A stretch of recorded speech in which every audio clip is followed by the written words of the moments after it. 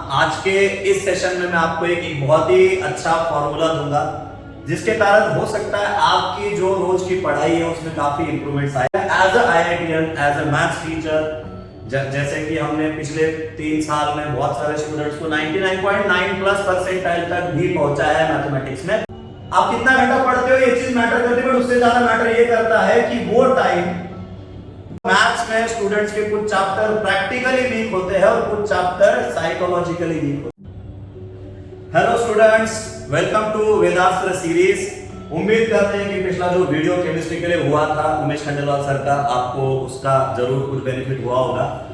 आज हम बात करेंगे मैथमेटिक्स की, ठीक है। और हाँ, आज के इस सेशन में मैं आपको एक बहुत ही अच्छा फॉर्मूला दूंगा जिसके कारण हो सकता है आपकी जो रोज की पढ़ाई है उसमें काफी इंप्रूवमेंट्स आए। बट उस फॉर्मूले के लिए आपको पहले कुछ एक जो स्टेप हमारा इस वीडियो का है उसको पहले कंप्लीट करना है। तो फर्स्ट स्टेप है स्टूडेंट की मैथमेटिक्स में जब भी हम कोई चैप्टर पढ़ते हैं तो उसके क्या स्टेप्स होने चाहिए, क्या सही तरीका होना चाहिए। हाँ, सबको इस चीज को मानना पड़ेगा कि बहुत सारे स्टूडेंट्स अपने गलत तरीकों की प्रिपरेशन के कारण बहुत ज्यादा लैग करते हैं, वो अपने बेस्ट लेवल तक नहीं पहुंच पाते हैं। तो आज हम पहले बात करेंगे कि मैथमेटिक्स का कोई भी चैप्टर जब हम प्रैक्टिस कर रहे हैं तो उसको कैसे पढ़ना चाहिए, सो दैट हम उस चैप्टर के बेसिस पे एक अच्छा स्कोर बिल्ड कर सकते हैं। अच्छे स्कोर से ज्यादा मैं आपको ये बोलूंगा कि अच्छा परसेंटाइल बिल्ड कर सकते हैं, ठीक है। तो सबसे पहला पार्ट जो हम बोल रहे हैं कि किसी भी चैप्टर को प्रिपेयर कैसे करना है, तो उसके लिए 3 स्टेप होते हैं। मैक्सिमम स्टूडेंट्स इन 3 स्टेप को सही से फॉलो नहीं करते हैं, जो मैं अभी आपको बताने जा रहा हूं। तो बेटा, जैसे कि मैंने यहाँ पे लिखा है, सबसे पहला स्टेप है क्लास नोट्स, कि जिस भी टीचर से, जिस भी इंस्टीट्यूट में आप पढ़ रहे हो ऑनलाइन ऑफलाइन मोड में, वो टीचर जिस हिसाब से आपको चैप्टर पढ़ा रहे हैं, जो भी क्लास में क्वेश्चन कराए जा रहे हैं, वो पहला स्टेप है, वो बहुत ही शिद्दत से होना चाहिए, क्योंकि वही आपके उस चैप्टर का बेस है, ठीक है। आपको जो भी क्लास में सिखाया जा रहा है, जो भी कंसेप्ट कराया जा रहा है, जो भी न्यूमेरिकल्स क्लास में प्रैक्टिस कराया जा रहा है, वो आपको बहुत ही शिद्दत से करना है, क्योंकि वो नॉलेज ही आपको आगे कॉन्फिडेंस देगा। अब सेकंड स्टेप में बहुत स्टूडेंट्स लैग करते हैं, खास करके वो स्टूडेंट जो कि मैक्सिमम ऑनलाइन प्रैक्टिस के लिए ऑनलाइन लेक्चर्स वगैरह देखते हैं, या फिर एक बहुत ही प्रॉपर गाइडेड उनके लिए प्लान नहीं चल रहा है। वो स्टूडेंट्स क्लास कोर्स के बाद सीधा जंप करते हैं पीवाईक्यूज पे। तो स्टूडेंट, ये सबसे डेंजर चीज है, ठीक है। मैंने बहुत ऐसे स्टूडेंट्स को देखा है जो क्लास नोट्स के बाद सीधा प्रीवियस ईयर क्वेश्चंस पे जाते हैं, उसको प्रैक्टिस करते हैं, ठीक है। तो ये बहुत गलत तरीका है। As a IITian, as a maths teacher, जैसे कि हमने पिछले 3 साल में बहुत सारे स्टूडेंट्स को 99.9 प्लस परसेंटाइल तक भी पहुंचाया है मैथमेटिक्स में। हो सकता है आने वाले टाइम में 100 परसेंटाइल तक भी हम पहुंचे। तो बेटा, मेरे हिसाब से क्लास नोट्स के बाद आपको एक प्रॉपर स्टडी मटेरियल सॉल्व कर लेना चाहिए, क्योंकि मैं मानता हूं कि प्रीवियस ईयर क्वेश्चन की प्रैक्टिस सेल्फ एनालिसिस के लिए होती है।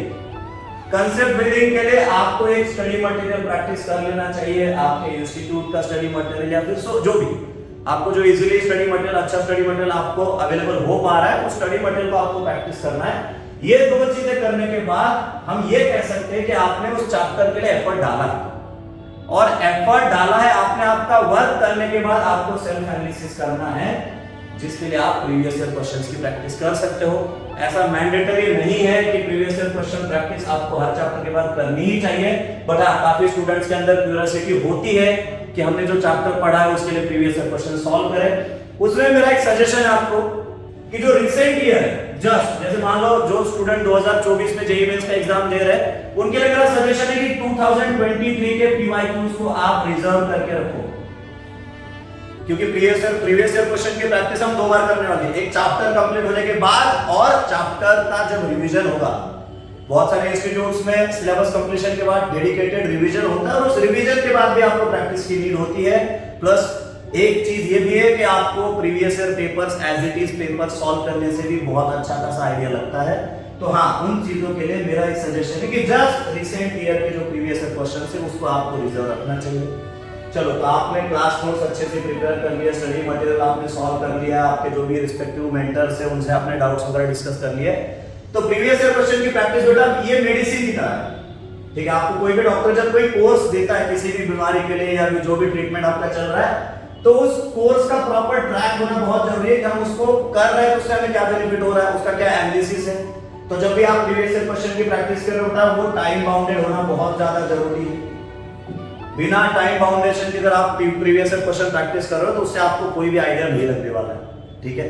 तो ये टाइम बाउंडेड प्रैक्टिस कैसे करनी है, तो उसके लिए मैंने जस्ट एक अपने स्टूडेंट्स को मैं हमेशा इस चीज का रिवीजन के टाइम गाइडेंस देता हूं कि आप जब भी प्रीवियस ईयर क्वेश्चन प्रैक्टिस कर रहे हो आपको ये 5 कोड ध्यान में रखना है।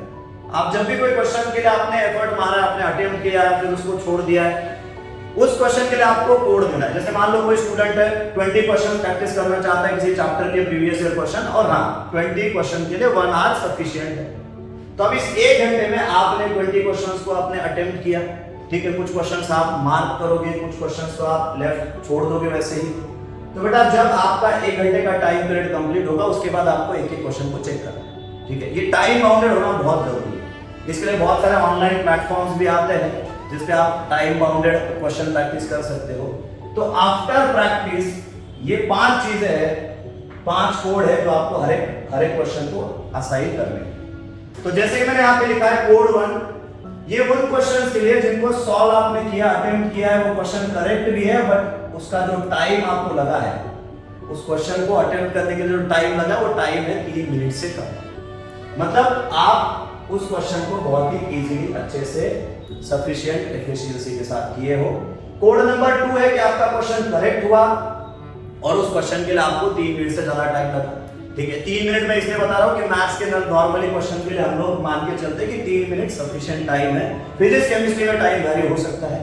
तो जो क्वेश्चन आपका आपने अटेम्प्ट किया बट आपको सॉल्व करने के लिए 3 मिनट से ज्यादा टाइम लगा, इस क्वेश्चन में आपको यह समझ में आएगा कि इसका शायद कोई और दूसरा तरीका है जो आपको 3 मिनट से कम टाइम में भी सॉल्व करने के लिए हेल्प कर सकता है। तो कोड नंबर 2 में जितने भी क्वेश्चंस आ रहे हैं उसके एनालिसिस से आपको हो सकता है बहुत सारे नई मेथड्स क्वेश्चन सॉल्व करने की पता चले।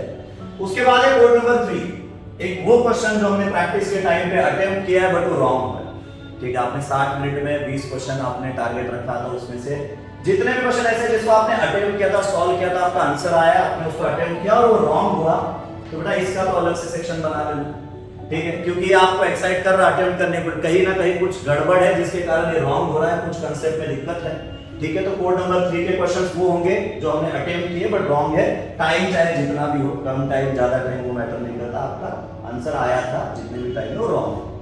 कोड नंबर 4, बहुत बार होता है कि टाइम बाउंडेड हम प्रैक्टिस कर रहे हैं, 60 मिनट्स में हमें 20 क्वेश्चंस करने हैं, हो सकता है प्रैक्टिस करते करते टाइम कम पड़ जाए, तो कुछ क्वेश्चन ऐसे हो सकते हैं कि बाकी क्वेश्चन में टाइम चला गया तो हमने उसको अटेम्प्ट नहीं किया, उस क्वेश्चन को अटेम्प्ट नहीं किया बट आफ्टर प्रैक्टिस सेशन हमने उसके लिए थोड़ा टाइम दिया और वो क्वेश्चन बन गया।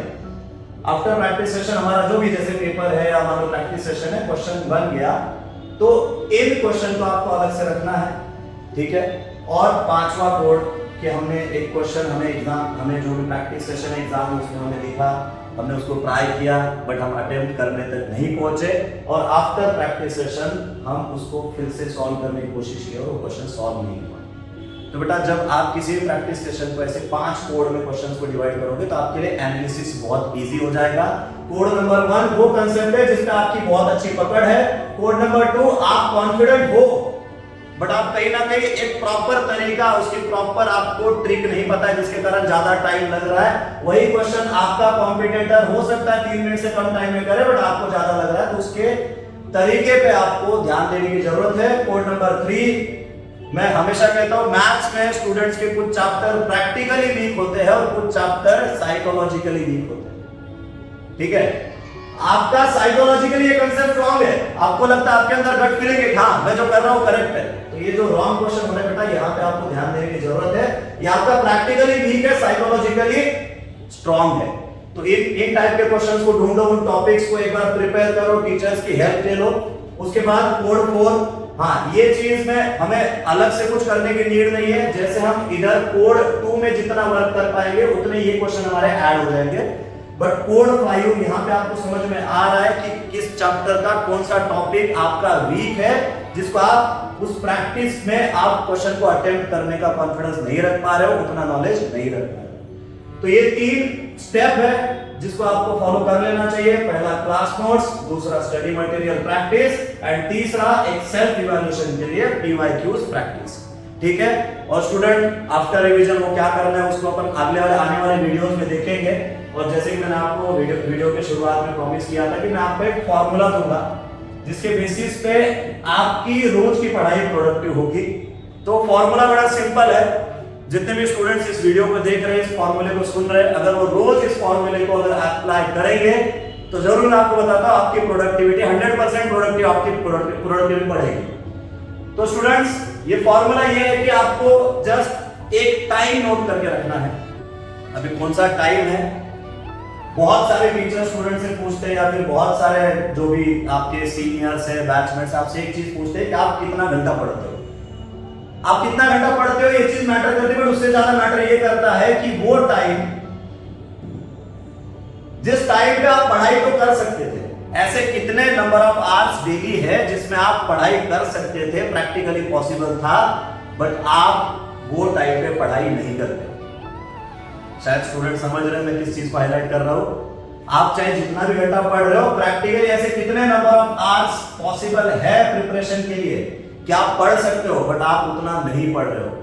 और जैसे जैसे आप इस चीज को नोट करते जाओगे, मैं कॉन्फिडेंटली बता रहा हूं, अगर आप इस चीज को नोटिस कर रहे हो तो रोज आपका वो टाइम रिड्यूस होगा। और जिस मोमेंट आपको फील हो रहा है ना कि हाँ सर 1 घंटे के आसपास ही मेरा टाइम है जिसमें पढ़ सकता था बट मैं नहीं पढ़ा हूं, तो आप समझ सकते हो आप उस चीज में नॉर्मल। तो उम्मीद करते हैं स्टूडेंट्स कि आपको मैथमेटिक्स के हर चैप्टर को कैसे प्रैक्टिस करना है इसका आइडिया इस वीडियो से लगा होगा। और दूसरी चीज, ये जो मैंने अभी आपको एक बताया तरीका अपने प्रिपरेशन को सही ट्रैक में रखने का, उस चीज को फॉलो करना। अगले वीडियोस में आप क्या एक्सपेक्ट कर रहे हो, किस टाइप का आप वीडियो एक्सपेक्ट कर रहे हो, कमेंट सेक्शन में आप लिख सकते हो। और हाँ, ऐसे ही प्रोडक्टिव वीडियोस के लिए वेदास्त्र सीरीज को फॉलो करना। आने वाला सेशन फिजिक्स का होगा, ZP सर का, बहुत ही इंटरेस्टिंग रहेगा। तो मिलते हैं स्टूडेंट्स नेक्स्ट